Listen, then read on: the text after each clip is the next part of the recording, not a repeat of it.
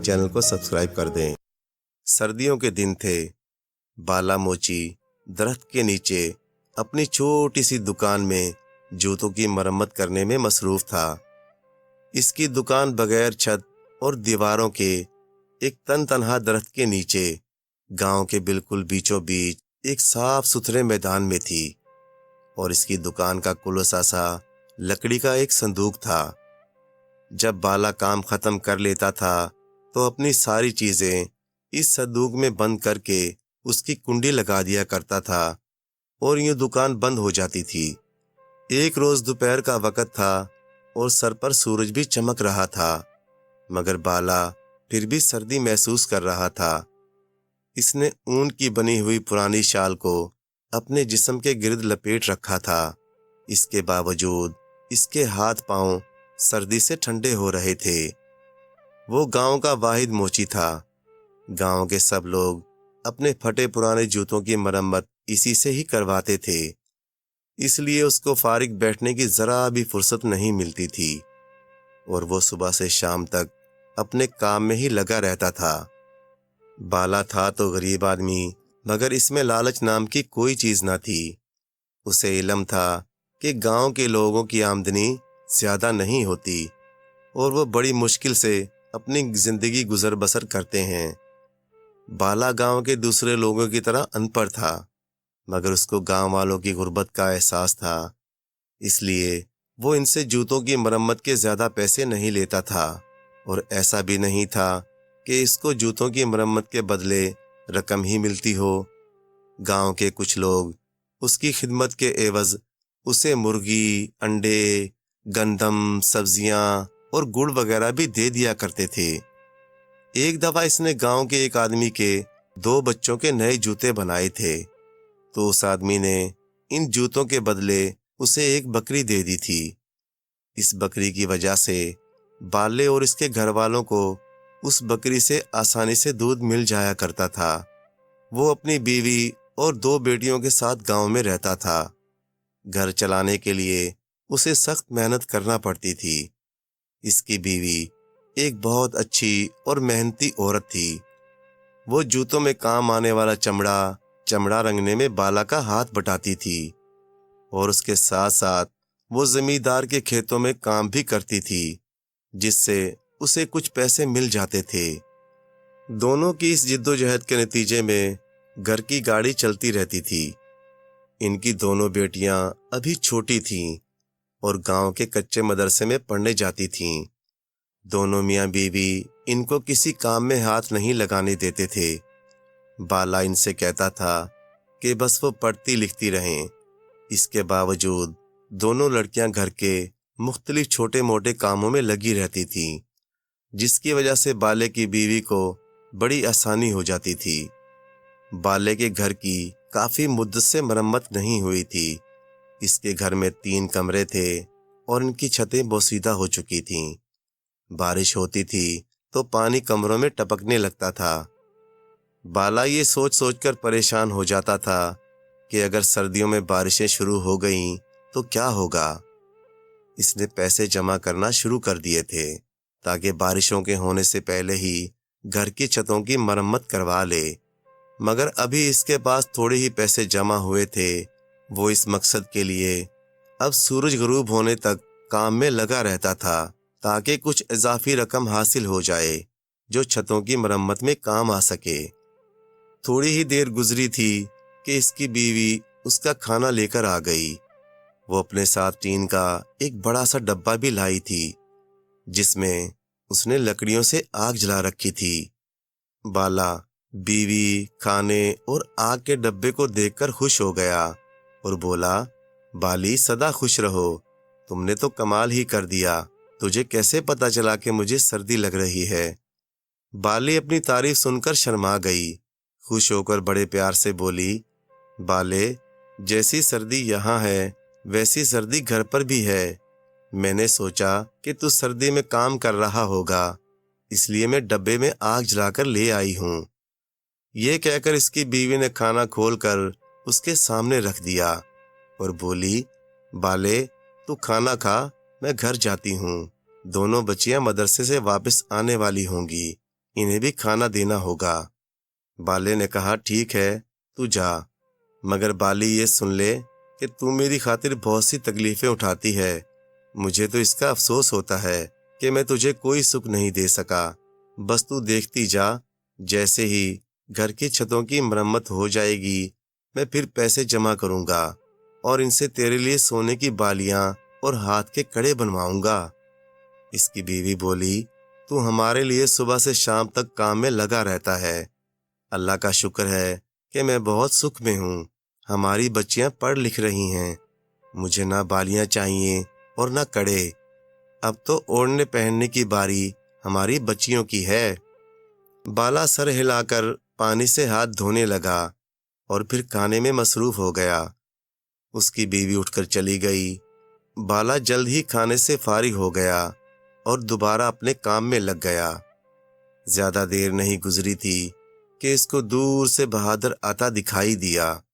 وہ بالا کے قریب ہی ایک گھر میں رہتا تھا اور اینٹوں کے ایک بھٹے پر مزدوری کیا کرتا تھا۔ اس کے ہاتھ میں ایک تھیلا تھا۔ قریب آ کر اس نے وہ تھیلا بالے کے لکڑی کے صندوق پر رکھ دیا اور خود زمین پر آلتی پالتی مار کر بیٹھ گیا۔ بالے نے وہ جوتا جس کی وہ مرمت کر رہا تھا ایک طرف رکھا اور بولا بہادر بھائی کیسے آنا ہوا؟ بہادر نے دھیرے سے کہا پرسوں دوسرے گاؤں سے لڑکی والے شادی کے لیے میری بڑی لڑکی کو دیکھنے کے لیے آ رہے ہیں، اس لیے جوتے مرمت کروانے لایا ہوں۔ لڑکے والے آئیں گے تو ان پھٹے ہوئے جوتوں میں ان کے سامنے جاتے ہوئے شرم آئے گی۔ اس نے اپنا پاؤں آگے بڑھا کر کہا۔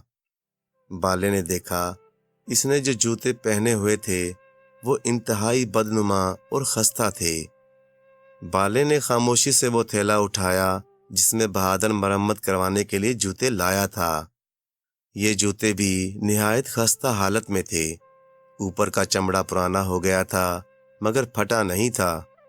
اس نے انہیں پلٹ کر دیکھا تو دونوں جوتوں کے تلے پھٹے ہوئے تھے۔ بالے کی تجربہ کار انگلیوں نے جوتے کے چمڑوں کو چھو کر اندازہ کر لیا تھا کہ وہ ہرن کی کھال کے بنے ہوئے تھے جو نہایت نرم، مضبوط اور ہلکی ہوتی ہے۔ دوسری بات جو بالے نے محسوس کی وہ یہ تھی کہ ہرن کی کھال کے بنے ہوئے جوتے اگرچہ ہلکے پھلکے ہوتے ہیں مگر یہ جوتے اسے کچھ زیادہ ہی وزنی لگے۔ اس نے اس بات پر کوئی دھیان نہیں دیا۔ جب بہادر نے جوتوں میں بالے کی بیزاری دیکھی تو وہ پریشان ہو گیا۔ اس کو یہ ڈر تھا کہ اتنے خراب جوتے دیکھ کر بالا ان کی مرمت سے انکار نہ کر دے، اس لیے وہ بڑی لجاجت سے بولا بالے بھائی جوتے بہت پرانے ہیں، ان کو میں نے گھر میں پڑے پرانے سامان سے نکالا ہے۔ یہ جوتے میرے دادا کے تھے اور کسی زمانے میں بہت اچھی حالت میں تھے۔ دادا کے انتقال کے بعد میرے ابا نے پہن پہن کر ان کا یہ حال کر دیا تھا۔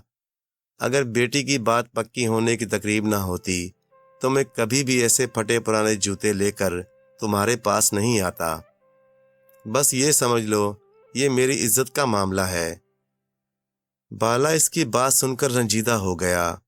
اس نے کہا یہ جوتے ہرن کی کھال کے بنے ہوئے ہیں اور ہرن کی کھال کے جوتے بہت قیمتی ہوتے ہیں، تمہارے دادا تو کافی پیسے والے ہوں گے۔ بہادر نے بڑے فخر سے کہا وہ بہت بڑے زمیندار تھے، اس گاؤں کی بہت سی زمینیں انہی کی ملکیت تھیں۔ ان کے مرنے کے بعد میرے باپ نے ساری زمینیں بیچ کر ان کے پیسے اپنے دوستوں پر اڑا دیے تھے۔ اگر وہ سنبھل کر چلتے تو ہمارا آج یہ حال نہ ہوتا۔ اس کی شرمندگی محسوس کر کے بالے نے اس کی تسلی کے لیے کہا تم فکر مت کرو، میں ان جوتوں کو ایسا کر دوں گا کہ دیکھنے والے دیکھتے رہ جائیں گے۔ بالے کی بات سن کر بہادر نے نظریں جھکا کر کہا اور بالے بھائی ایک بات اور ہے، ان کی اجرت میں بعد میں دوں گا، ابھی تو لڑکے والوں کے کھانے کا انتظام بھی نہیں ہوا۔ وہ بھٹا جہاں میں کام کرتا ہوں اب میں اس کے مالک کے پاس جاؤں گا، شاید وہ مجھے کچھ رقم ادھار دے دے اور میں کھانے کا انتظام کر سکوں۔ بالے نے کہا دیکھو بہادر بھائی، جیسی تمہاری بیٹی ویسی میری بیٹی، تم فکر مت کرنا، بھٹے کا مالک بھلے تمہیں ادھار دے یا نہ دے، تم میرے پاس چلے آنا، میرے پاس کچھ رقم موجود ہے، بارش میں چھتیں ٹپکنے لگتی ہیں، ان کی مرمت کے لیے میں رقم جمع کر رہا ہوں، مرمت تو بعد میں بھی ہو جائے گی، ان پیسوں کو تم بس اپنا ہی سمجھو، تم آرام سے لڑکے والوں کی دعوت کا انتظام کرنا۔ بالے کی ہمدردی اور محبت بھری باتیں سن کر بہادر کا دل بھر آیا اور اس کی آنکھیں نم ہو گئیں، وہ اسے دعائیں دیتا ہوا رخصت ہو گیا۔ چونکہ گاؤں کی ایک بیٹی کی شادی کا معاملہ تھا، اس لیے بالے نے دوسرے جوتوں کی مرمت کا کام چھوڑا اور بہادر کے جوتے لے کر بیٹھ گیا۔ جوتوں کے تلے تو بالکل بھی مرمت کے قابل نہ تھے، وہ نہ صرف بری طرح گھس گئے تھے بلکہ بیچ میں سے 2 حصوں میں بھی تقسیم ہو چکے تھے۔ بالے نے اپنے لکڑی کے صندوق میں سے سب سے مہنگے والے تلے نکالے، یہ تلے وہ گاؤں کے امیر زمینداروں کے جوتوں میں لگایا کرتا تھا۔ اس کے بعد وہ اپنے کام میں لگ گیا۔ شام تک جوتے تیار ہو گئے تھے۔ بالے نے ان پر بہت محنت کی تھی اور وہ بالکل نئے لگ رہے تھے۔ اس نے اپنی ساری چیزیں لکڑی کے صندوق میں بند کر کے اس کی کنڈی لگائی اور بہادر کے جوتوں کا تھیلا اٹھا کر گھر کی جانب روانہ ہو گیا۔ اس پوری کارروائی کے دوران اس کے چہرے پر عجیب سے تاثرات تھے اور دبے دبے جوش کے آثار تھے اور وہ بہت سنجیدہ نظر آ رہا تھا۔ اس کے قدم تیزی سے گھر کی جانب بڑھ رہے تھے، ایسا معلوم دکھائی دیتا تھا جیسے وہ جلد سے جلد گھر پہنچنا چاہتا ہو۔ گھر پہنچ کر اس نے جوتوں کا تھیلا ایک طرف رکھا، دونوں بچیاں باہر گلی میں دوسرے بچوں کے ساتھ کھیل رہی تھیں۔ بالے کی بیوی رات کا کھانا پکا رہی تھی۔ بالے نے اسے آواز دے کر بلایا، وہ آئی تو بالے نے اسے بہادر کے جوتے دکھائے اور پھر اسے پاس بٹھا کر چپکے اس کو کچھ بتانے لگا۔ بالے کی باتیں سن کر بالی کی آنکھیں حیرت سے چمکنے لگیں۔ اپنی بات ختم کر کے بالے نے اپنے کرتے کی جیب میں ہاتھ ڈال کر پرانے کپڑے کی ایک پوٹلی کھول کر بالی کو دکھائی۔ پوٹلی میں بہت سارے چمکتے ہوئے ہیرے اور سونے کی چھوٹی چھوٹی اینٹیں چمک رہی تھیں۔ ان کو دیکھ کر بالی حیران رہ گئی اور خوش بھی ہو گئی۔ بالے نے کہا، اب ہم بہادر کے گھر چلیں گے، بچیاں باہر گلی میں کھیل رہی ہیں، تو چولہے کی آگ ہلکی کر دے، ہم جلدی واپس آ جائیں گے۔ تھوڑی دیر بعد بالا اپنی بیوی بالی کو لے کر بہادر کے گھر جا پہنچا۔ بہادر گھر پر ہی مل گیا تھا اور وہ سخت پریشان اور فکر مند نظر آ رہا تھا۔ اس نے بالے اور اس کی بیوی کو عزت سے بٹھایا۔ اس کی بیوی اور بیٹیاں بھی اس کے پاس آ کر بیٹھ گئیں۔ جب سب بیٹھ گئے تو بہادر نے بالے کو بتایا کہ اسے بھٹے کے مالک نے پیسے دینے سے انکار کر دیا ہے۔ اس نے اس کی بے عزتی بھی کی تھی کہ وہ ادھار لینے کے لیے ہر وقت منہ اٹھا کر چلا آتا ہے۔ بالے نے کہا، بہادر، اللہ بہت رحیم و کریم ہے۔ اب میں تم سب لوگوں کو ایک عجیب و غریب کہانی سناتا ہوں۔ یہ کہانی سن کر تم سب بہت خوش ہو جاؤ گے۔ بالے کی بات سن کر بہادر کی بیوی اور بیٹیاں اسے حیرت اور دلچسپی سے دیکھنے لگیں۔ بالا اپنی بیوی کو تو یہ باتیں پہلے ہی بتا چکا تھا، اس لیے وہ حیران نہ ہوئی۔ بہادر کی سمجھ میں کچھ بھی نہیں آیا، وہ منہ کھولے بالے کی باتیں سن رہا تھا۔ ان سب کی حیرانی اور پریشانی دیکھ کر بالے کی بیوی مسکرا رہی تھی۔ بالے نے کہنا شروع کیا، بہادر، تمہارے دادا بہت امیر آدمی تھے۔ جب میں نے ان کے جوتوں کی چیر پھاڑ کی تو ان کی ایڑیوں میں سے یہ چیزیں نکلی تھیں۔ اس نے کپڑے کی وہی چھوٹی سی پوٹلی نکال کر سرکنڈوں سے بنی ہوئی کرسی پر رکھ دی۔ سب حیرانی سے اس پوٹلی کو دیکھ رہے تھے۔ جب بہادر نے وہ پوٹلی کھولی تو اس میں رکھے ہوئے ہیرے اور سونے کی چھوٹی چھوٹی اینٹیں دیکھ کر سب حیران رہ گئے۔ بالے نے وہ پوٹلی اٹھا کر بہادر کے حوالے کرتے ہوئے کہا، میرا یہ خیال ہے تمہارے دادا نے اس دولت کو چوروں اور ڈاکوؤں سے محفوظ رکھنے کے لیے اپنے جوتوں میں چھپا دیا تھا۔ اتنی ساری دولت سامنے پا کر بہادر کی حالت دیکھنے سے تعلق رکھتی تھی۔ وہ پھٹی پھٹی آنکھوں سے اس پوٹلی کو دیکھ رہا تھا۔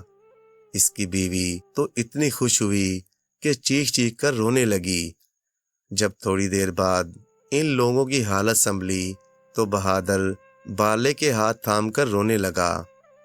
بالے بھائی، تم انسان نہیں فرشتہ ہو، تمہارا یہ احسان میں زندگی بھر نہیں بھولوں گا۔ تمہارے جیسا ایماندار آدمی پورے گاؤں میں کوئی دوسرا نہیں ہوگا۔ بہادر، میں تو اس بات پر خوش ہوں کہ تمہاری بیٹی کے نصیب سے یہ دولت تمہیں ملی ہے۔ اب تو تم اس گاؤں کے بہت امیر آدمی بن گئے ہو۔ ان چیزوں کو فروخت کر کے ان سے ملنے والی رقم سے پہلے تو بیٹی کی شادی کرنا، پھر کوئی اچھا سا کام شروع کر دینا۔ تھوڑی دیر کے بعد بالا اور اس کی بیوی اپنے گھر جانے کے لیے اٹھ گئے۔ راستے میں اس کی بیوی نے کہا، بالے، تجھے یہ ایمانداری کس نے سکھائی؟ تو چاہتا تو اس قیمتی خزانے کو چھپا بھی سکتا تھا۔ کسی کو کیا پتہ چلتا؟ ان کو بیچ کر تو گھر کی چھتیں ٹھیک کروا سکتا تھا، میرے لیے سونے کے زیورات بھی بنوا سکتا تھا۔ ہم اپنی بچیوں کو قصبے کے کسی اچھے اسکول میں داخل کروا سکتے تھے۔ بالا اس کی بات سن کر ہنسا، پھر سینہ تان کر بولا، ہمارے گھر کی چھتوں کی مرمت بھی ہوگی، تیرا زیور بھی بنے گا، اور ہماری بچیاں شہر کے اسکول میں بھی پڑھنے جائیں گی، اور یہ سب میں اپنے ہاتھوں کے کمائے ہوئے پیسوں سے ہی کروں گا۔ اس کی بات سن کر بالے کی بیوی کھل اٹھی اور بولی، میں اور میری دونوں بچیاں بہت خوش نصیب ہیں، مجھے اتنا اچھا شوہر اور بچیوں کو اتنا اچھا باپ ملا ہے۔ اپنی تعریف سن کر بالا شرما گیا۔